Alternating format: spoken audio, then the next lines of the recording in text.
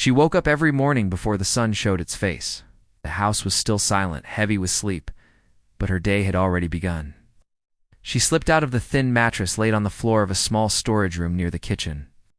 The room had no window, just a dim bulb hanging from the ceiling. It was not really a room meant for living, but it was all she had. She washed her face with cold water, tied her hair back neatly, and put on the same simple dress she wore every day. It was faded and slightly loose from years of use, but it was clean. Cleanliness mattered to her, was one of the few things she still had control over. By the time the family woke up, the floors were already mopped.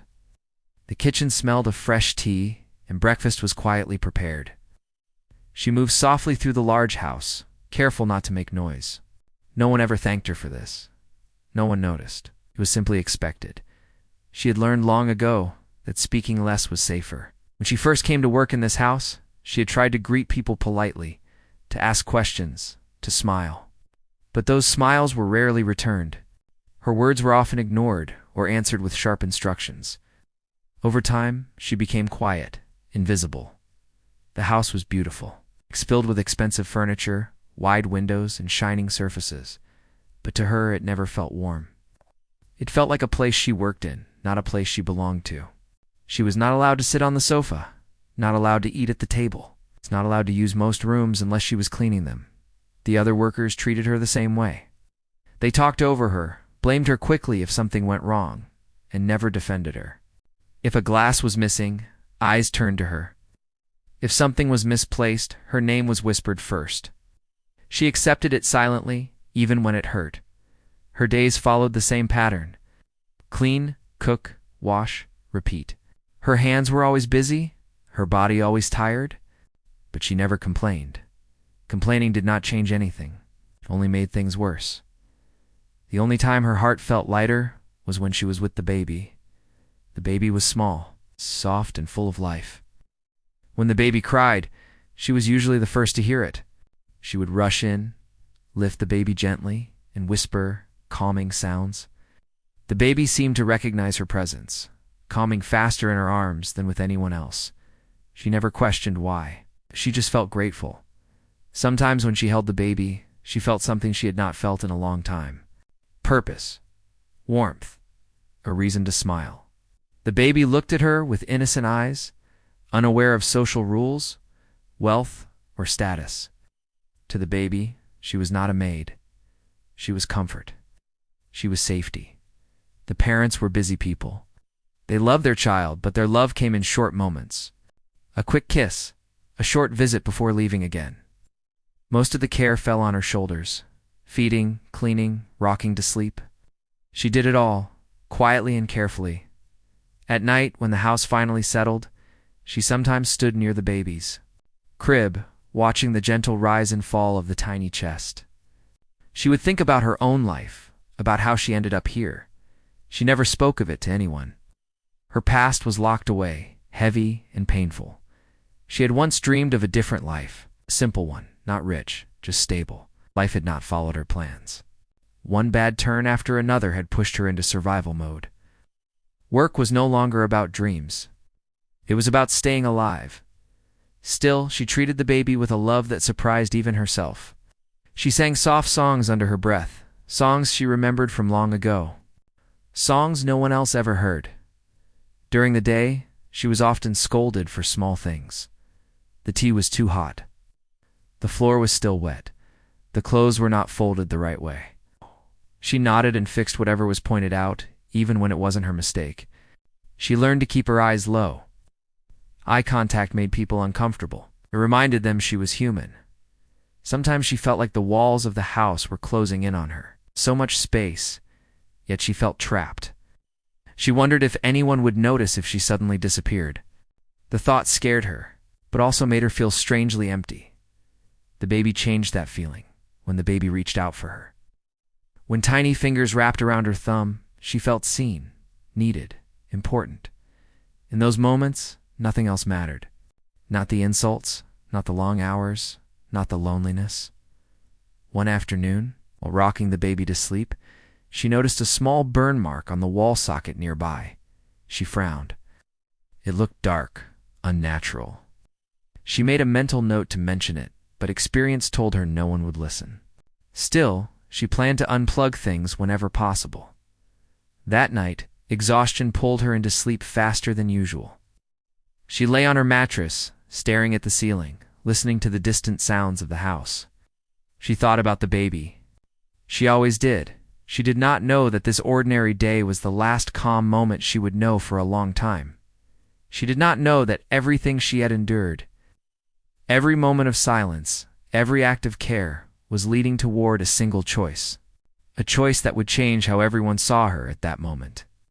She was still just the maid, treated like nothing, unnoticed, unprotected.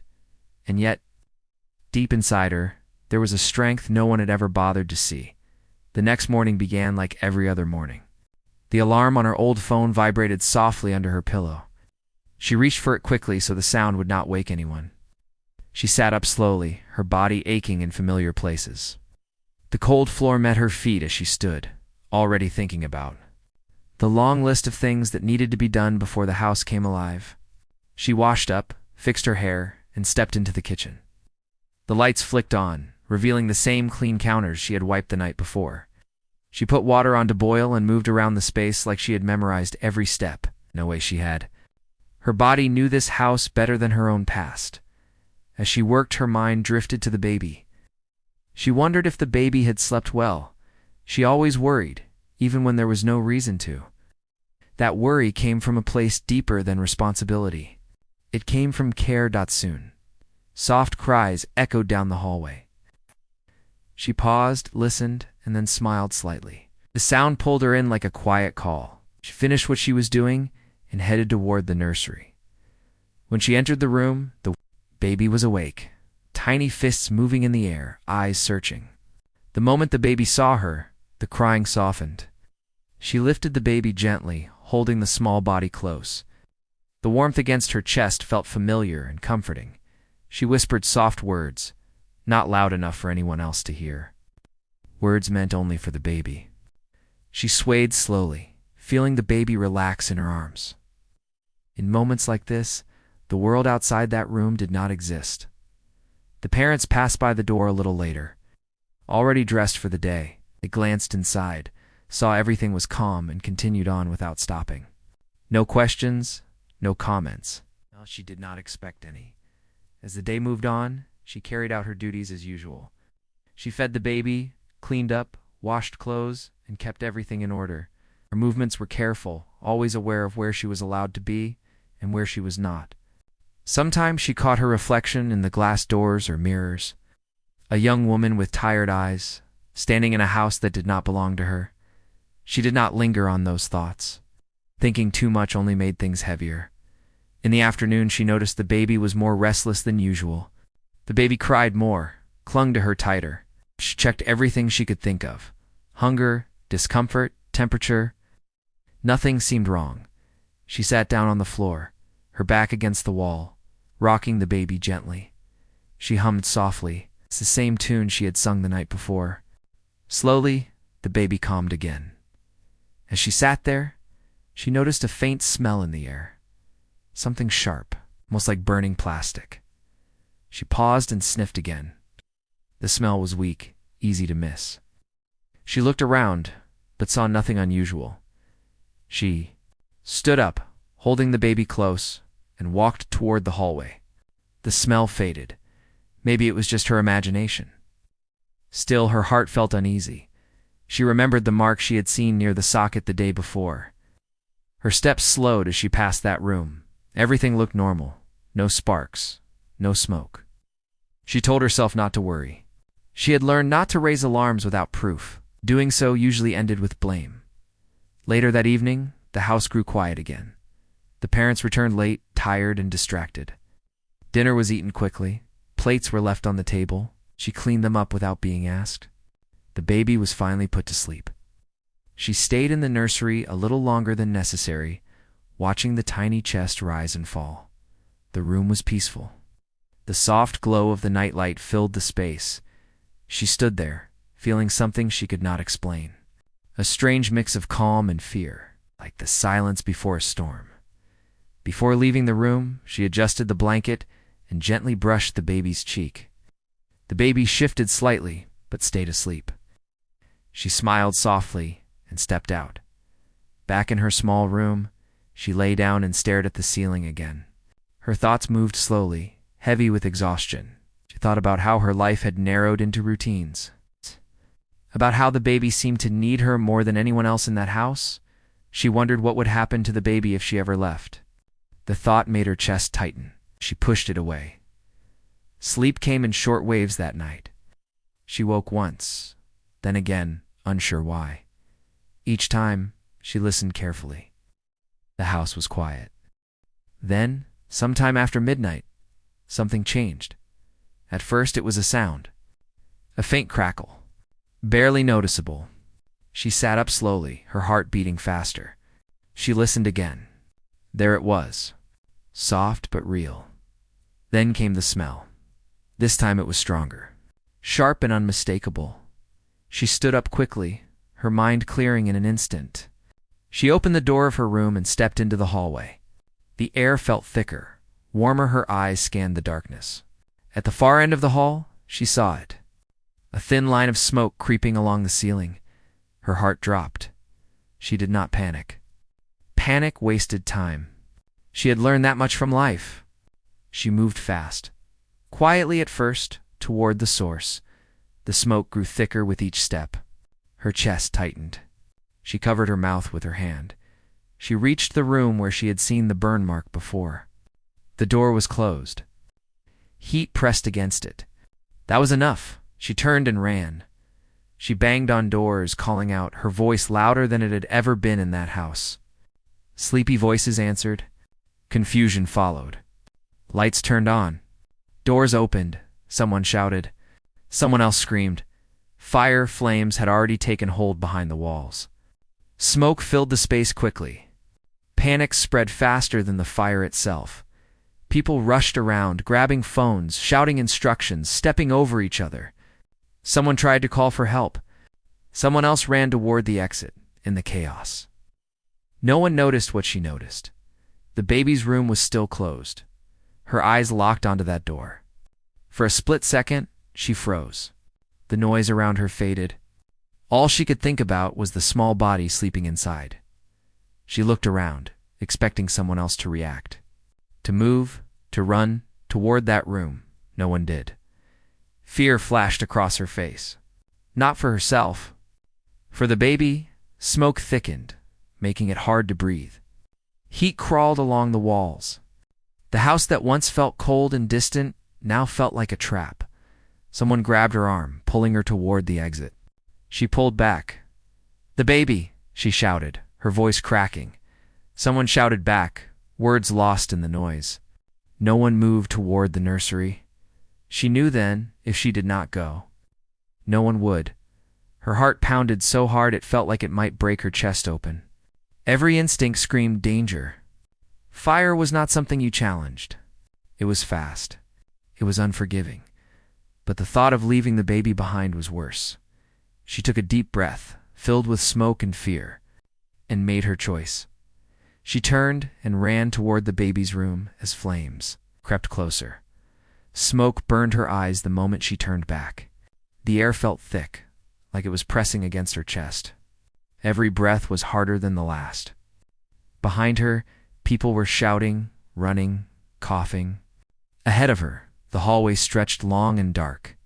Filled with smoke that curled along the ceiling like something alive, she did not stop. Her feet moved fast across the floor. Even as heat rose from beneath them, her heart was racing, not with fear for herself, but with one clear thought repeating in her mind. The baby was still inside. Flames appeared at the edge of her vision, licking up the walls of a nearby room. The sound of crackling fire grew louder with each step. It was no longer distant. It was close.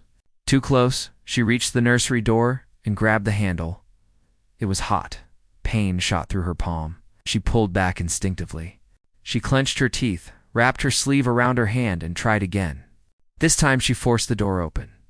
Smoke rushed out, thick and dark. The room was already filling with it. Her eyes stung so badly that tears streamed down her face, blurring her vision. She stepped inside anyway. The baby's cry cut through the noise.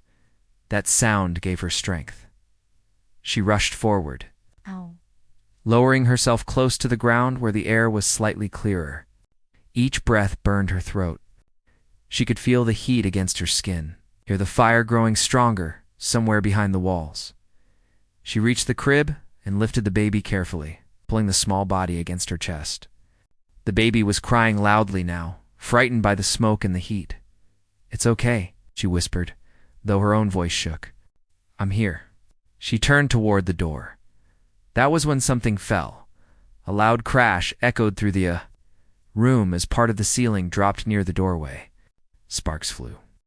Flames rushed in, blocking the path she had come through. Her heart dropped. For a second, she stood frozen, holding the baby tightly as fire lit up the room around her. The exit was gone. The heat was unbearable now. Smoke filled her lungs, making her cough hard. She looked around desperately. The window, it was small, but it was there. Thick curtains hung beside it, already starting to smolder at the edges. She moved toward it quickly, shielding the baby with her body as much as she could. Her arms felt weak. Her legs trembled. Panic tried to take over. She pushed it down. She reached the window and struggled with the latch. Her fingers slipped, sweaty and shaking. The baby cried louder, squirming in her arms. "I won't let you die," she whispered, the words coming out like a promise. Finally, the window opened.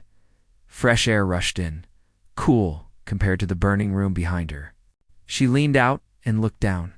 It was not far, but far enough to be dangerous. Below, people had gathered outside. Someone shouted when they saw her.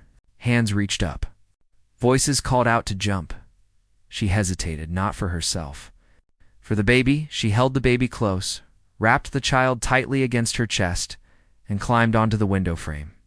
Flames roared behind her, pushing her forward. She jumped. The fall was fast and hard. Pain shot through her legs as she hit the ground. Arms caught her, slowed her fall. She collapsed onto the grass, still holding the baby. For a moment, everything went quiet. Then the baby cried again. That sound snapped her back. She looked down, her vision blurry, and saw the baby alive, moving, breathing. Relief washed over her so strongly that she almost laughed. Almost. But her body gave out before she could react further. She slumped to the side, her grip loosening slightly as exhaustion and smoke took over. Someone rushed forward and took the baby from her arms. Voices filled the air around her, shouts, sirens in the distance. Someone was calling her name, though she barely registered it. She lay there, staring up at the dark sky, smoke rising above the house behind her. Her chest burned.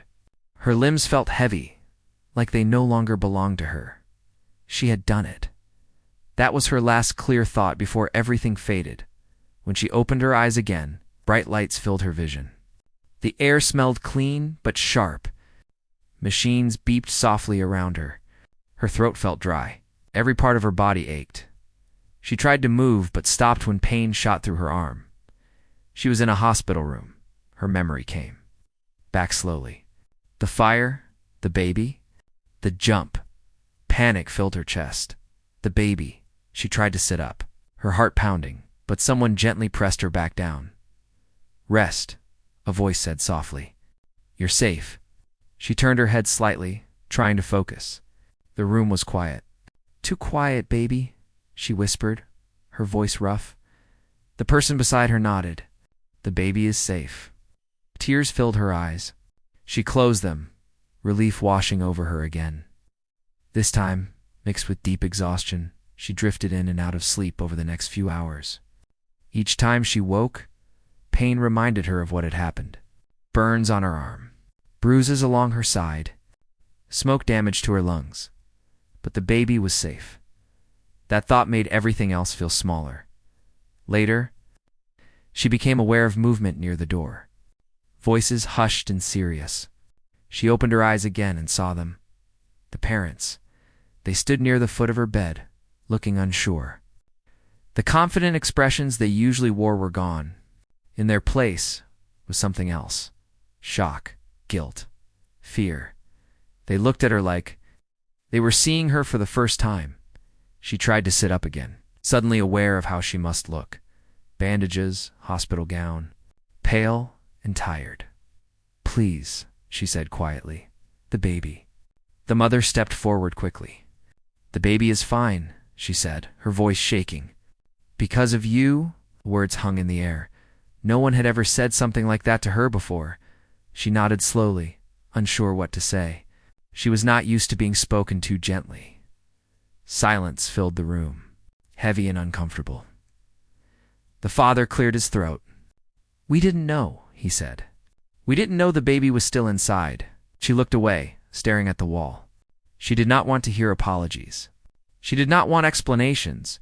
She had only done what anyone should do. But deep inside, she knew that was not true. She had seen it. In that moment of chaos, no one else had gone back. That thought hurt more than the burns. The parents stayed for a few more minutes, asking questions, thanking her again and again. Their words felt strange, unreal. Gratitude had never been part of her world in that house. When they finally left, the room felt empty again.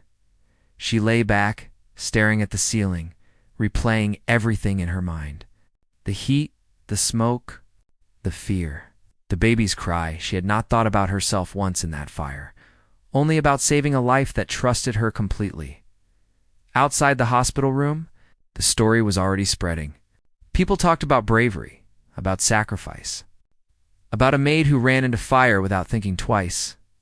Inside the room, she was just tired, and somewhere deep inside her, something had shifted. She was no longer invisible. Not anymore.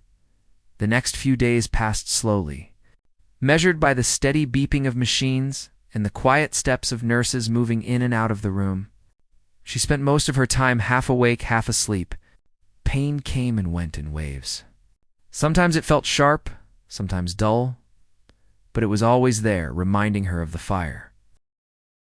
Each time she opened her eyes, she had to remind herself that she was safe, that the walls around her were not burning, that the air she breathed would not choke her.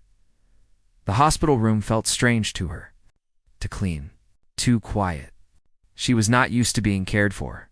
She was used to caring for others. Nurses checked her burns, changed bandages, and asked how she was feeling. She answered politely, always with short words. She did not want to be difficult. She did not want to be noticed too much, but attention found her anyway. People came to see her. First the parents, then relatives, then people she did not recognize. Some stood at the door unsure whether to come in.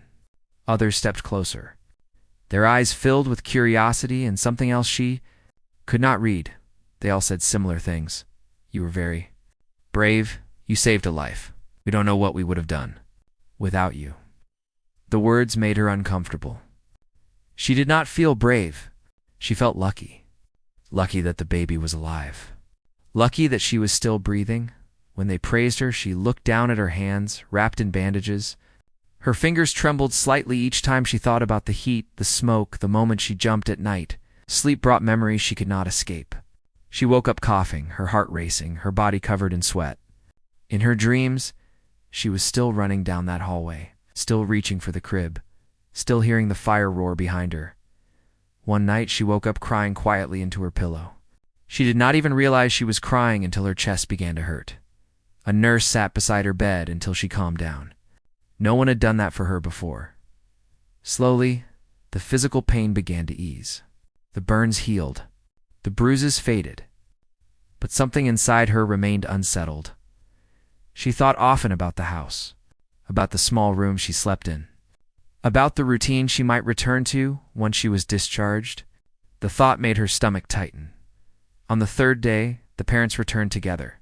They looked different, less rushed, less distant. They pulled chairs closer to her bed and sat down.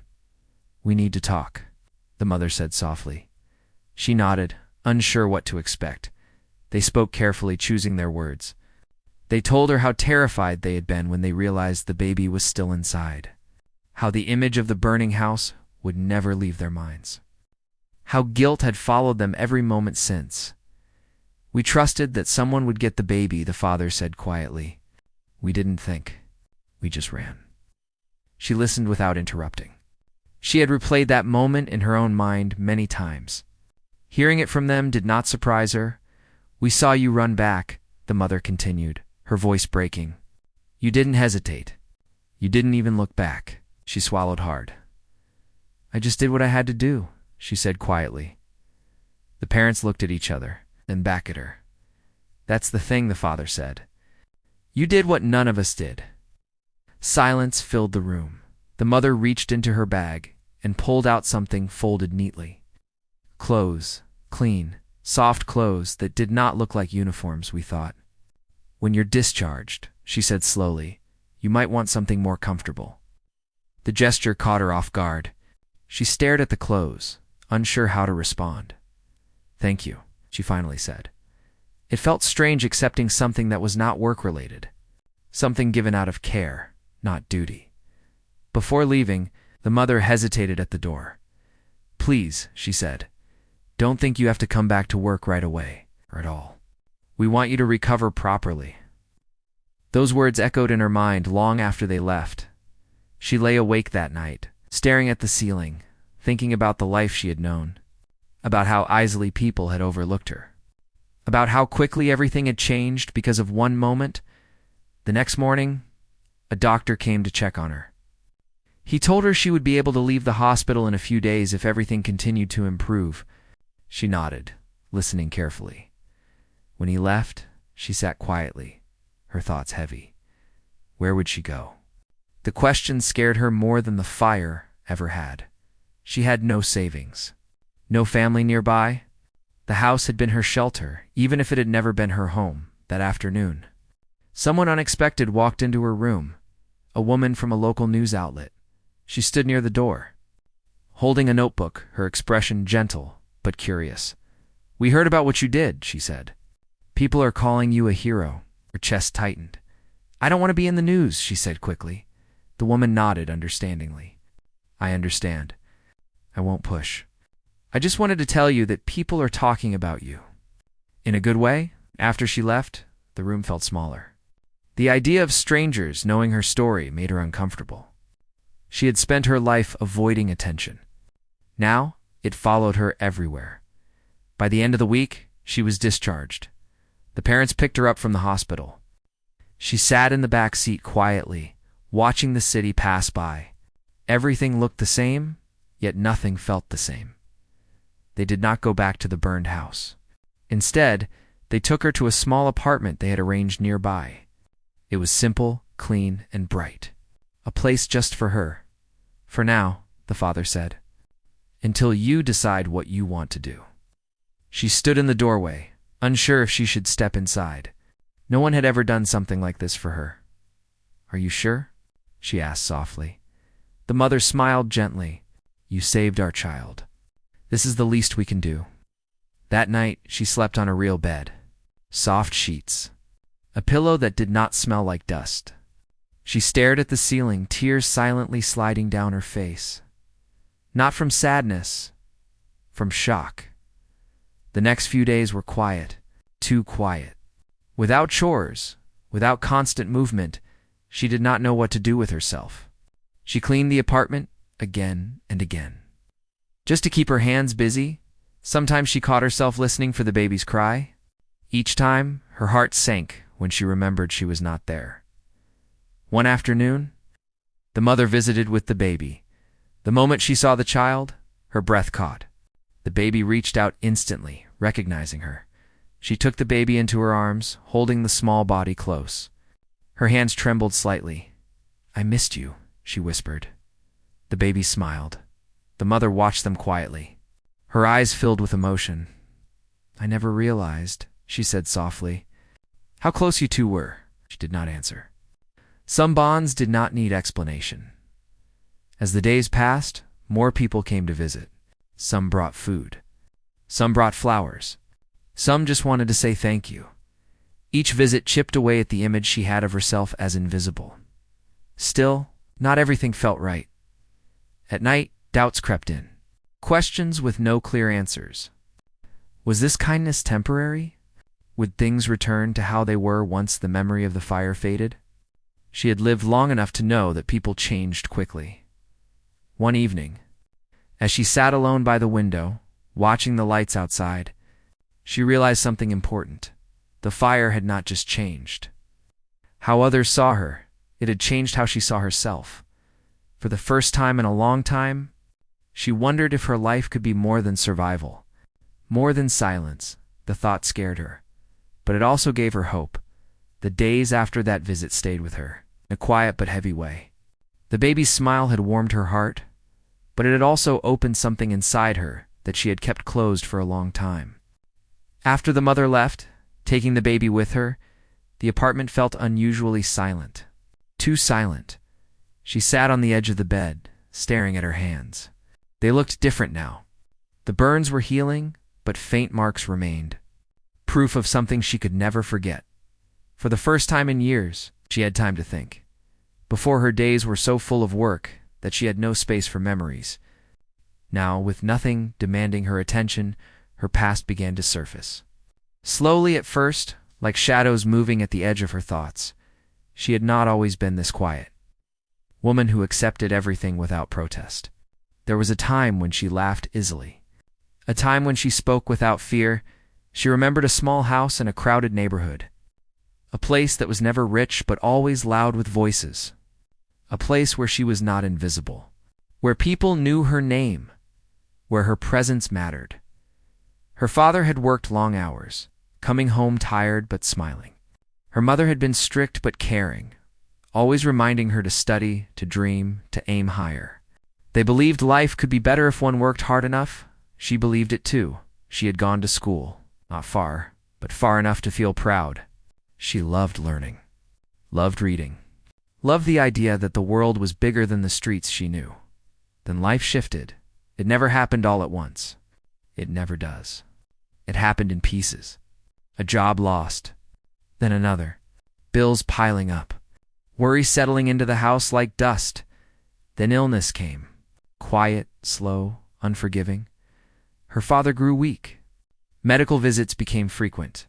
Money disappeared faster than they could earn it. She left school to help. At first, it was meant to be temporary.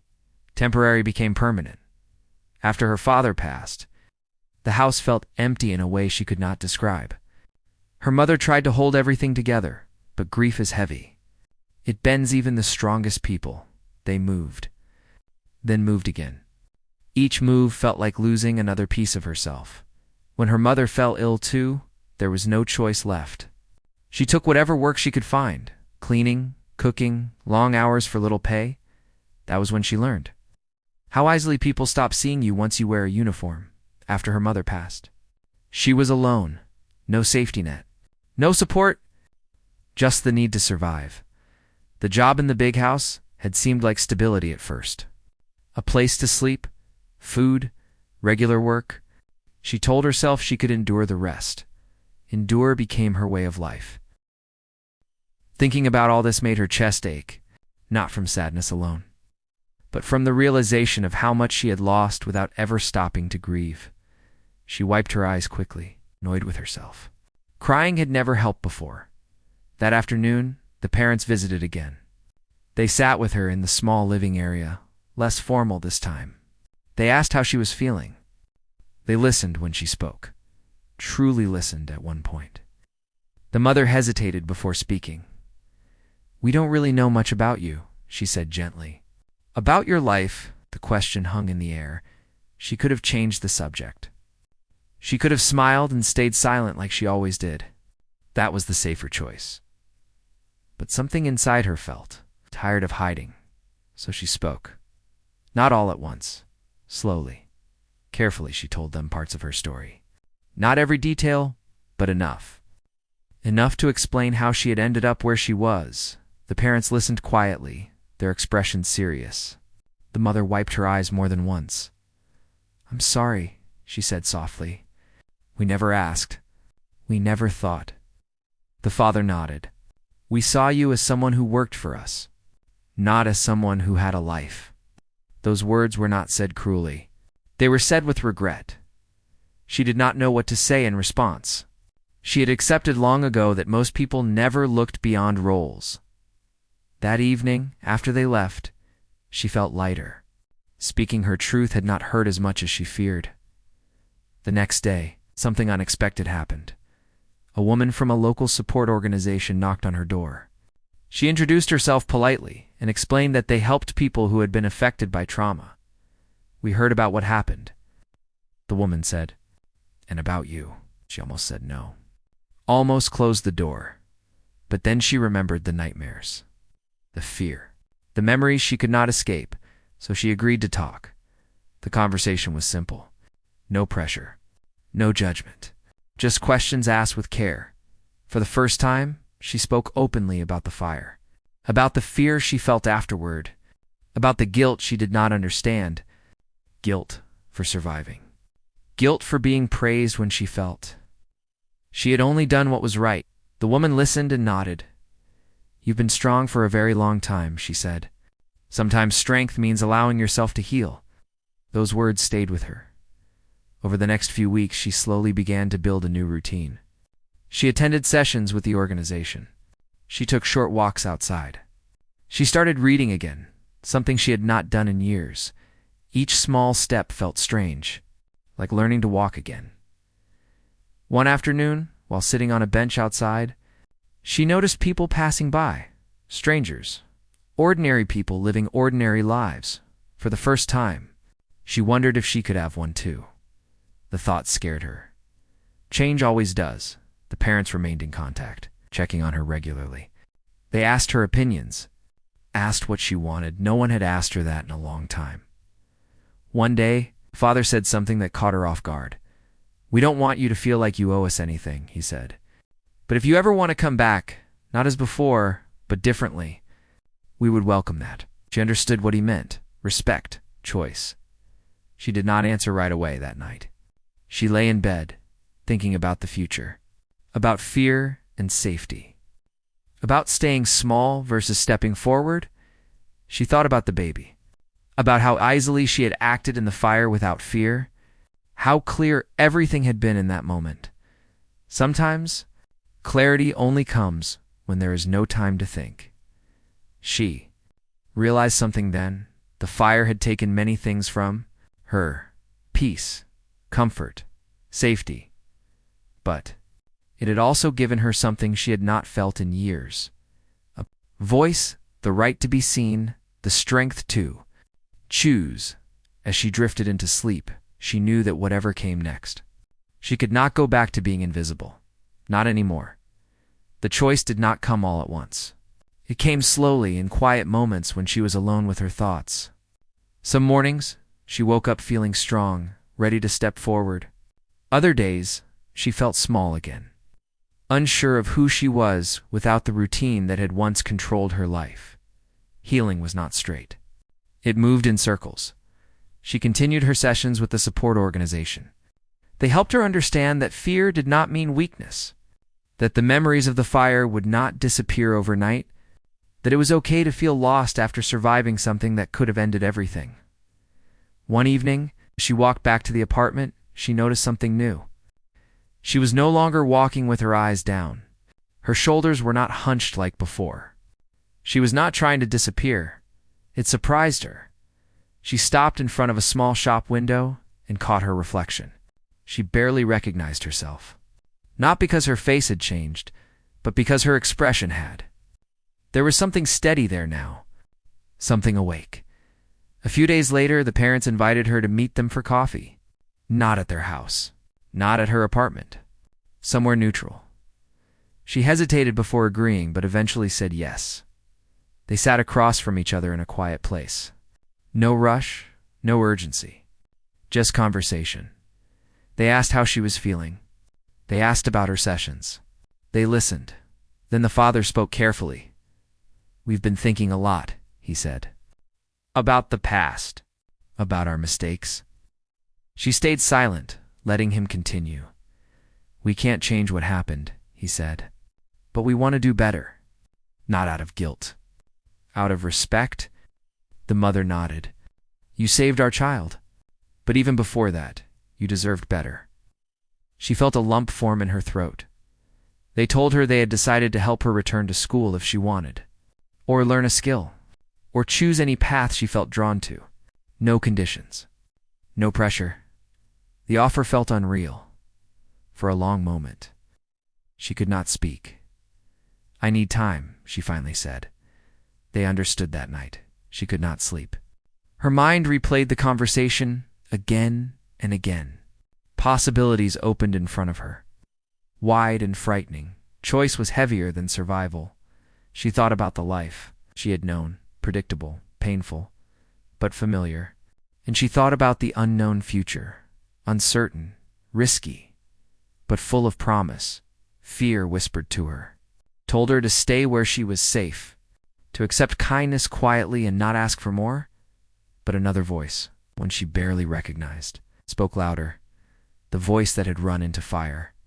She realized then that courage had never been about the flames. It had been about acting when fear tried to stop her. The next morning, she made a decision.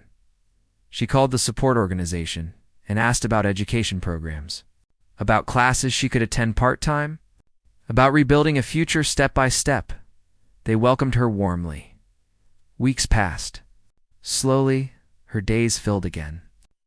Not with chores, for others, but with things that belonged to her: reading, learning, writing notes in a small notebook she carried everywhere. She struggled at first. Her confidence was fragile.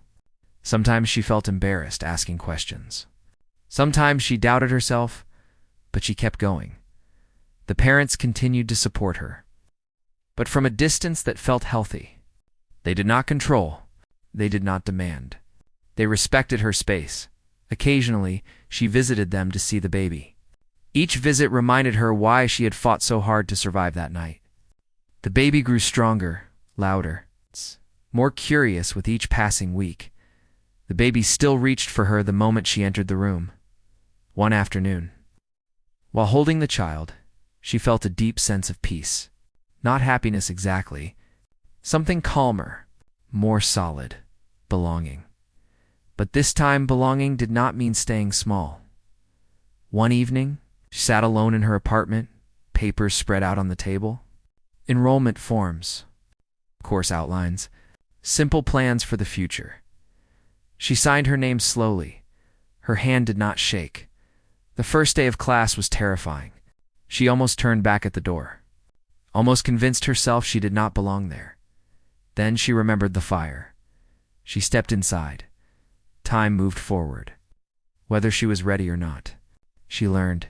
She failed sometimes. She succeeded others. She grew. People began to know her not as a maid, not as a survivor, not as a hero, just as herself. Months later, she returned to the place where the old house had once stood. The burned structure had been cleared away. The ground looked empty. She stood there quietly, letting the memories rise and fall. That place had taken something from her, but it had also given her everything back. She turned away without regret, for the first time in her life.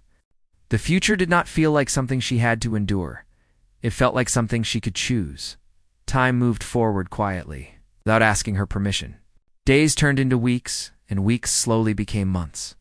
Life did not suddenly become perfect, but it became real in a way she had never known before. She woke up each morning with purpose now. Not because someone expected something from her, but because she expected something from herself. Her small apartment felt different. Not like a place she was hiding in, but a place she was building from. Her classes challenged her more than she expected. Some days she felt behind, unsure if she truly belonged among people who seemed more confident, more prepared. But she reminded herself that confidence often came from opportunity, not talent alone, and she was finally being given one. There were days she failed small tests, days she felt embarrassed asking questions, days she went home feeling tired and doubtful, but she did not quit. Quitting was something she had done too many times in the past, not by choice, but by force. This time, she stayed. She continued meeting with the support group, learning how to sit with her thoughts instead of running from them. The nightmares became less frequent. The sound of fire no longer woke her in panic. When fear came, she faced it calmly, reminding herself that she had already survived the worst. Sometimes she still visited the parents and the baby. The child was growing fast now, learning to crawl, then stand, then take shaky steps forward. Each small step felt like a reminder of how close everything had come to ending. The baby laughed easily, without knowing fear or class or sacrifice. That laughter healed parts of her she never knew were broken. One afternoon, as she sat on the floor watching the baby play, the mother spoke quietly. "You know," she said, "there was a time when we thought of you only as someone who worked for us." She nodded. "Not offended, but now," the mother continued, "we think of you as family." The words were warm, but they did not trap her. That was the difference. Before, kindness had always come with control. Now, it came with freedom. She smiled. "Thank you," she said simply, as she walked home that evening. She thought about that word. Family. She realized something important then. Family was not always about blood. It was about care. It was about choice. She had chosen herself for the first time.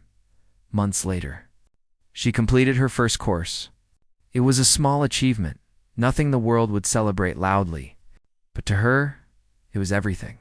Proof that she could begin again. Even after life had taken so much from her, she framed the certificate and hung it on the wall of her apartment. Not for pride.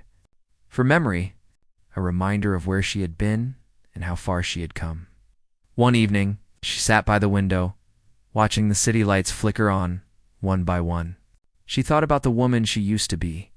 The woman who spoke softly, walked carefully, and never believed her life could change.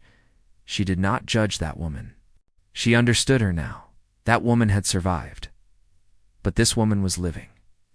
Sometimes, people still recognized her story. They spoke about bravery, about sacrifice, about the fire. She listened politely, but she no longer let that single moment define her. She was more than the fire, more than the rescue, more than the title. People gave her. She was a person with a future. 1 year later, she returned to the site where the old house once stood. A new building was rising there now. Fresh walls, clean ground, no sign of smoke or destruction. She stood across the street. Watching quietly, she did not feel anger. She did not feel sadness. She felt peace. That place no longer held power over her as she turned to leave. She noticed something small on the ground. A child's toy dropped carelessly. She picked it up, brushed off the dust, and handed it to a nearby child who looked up at her in surprise. The child smiled and ran off. She smiled too. Life moved on that night. She sat at her desk, writing in her notebook. She had started journaling recently, not because someone told her to, but because she wanted to remember her own voice. She wrote about fear. She wrote about strength. She wrote about the truth. But not too late to matter. That people are often treated like nothing, not because they are nothing, but because the world does not stop long enough to see them. She closed the notebook and rested. Her hands on the table, somewhere in the city. A child slept safely. Somewhere a family lived with gratitude. Somewhere, a woman who was once invisible now walked forward without fear. She did not need applause. She did not need praise. She only needed the quiet knowledge that her life mattered. And for the first time, she truly believed it. The end.